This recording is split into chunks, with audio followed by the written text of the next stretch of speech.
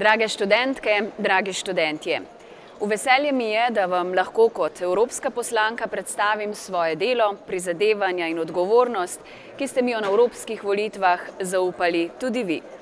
Sem podpredsednica skupine Naprednega zavezništva socialistov in demokratov v Evropskem parlamentu, ki gradi na temeljih enakosti, svobode, solidarnosti, raznolikosti ter pravičnosti.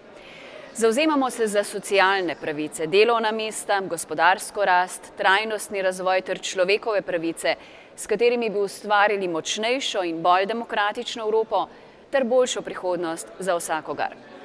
Sem članica odbora za državljanske svoboščine, pravosodje in notranje zadeve, kjer se ukvarjam predvsem z vprašanji varstva osebnih podatkov, pravili priseljevanja in azila, upravljanjem skupnih meja ter s policijskim in pravosodnim sodelovanjem v kazenskih zadevah. Je tudi vaša želja sprejemati odločitve, s katerimi boste pripomogli k izboljšanju svojega in našega skupnega življenja?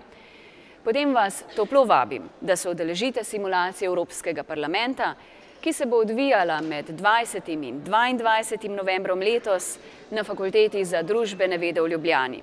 In tako neposredno okusite, kako poteka delo v Evropskem parlamentu in kako lahko vi pripomorete k boljšemu jutri.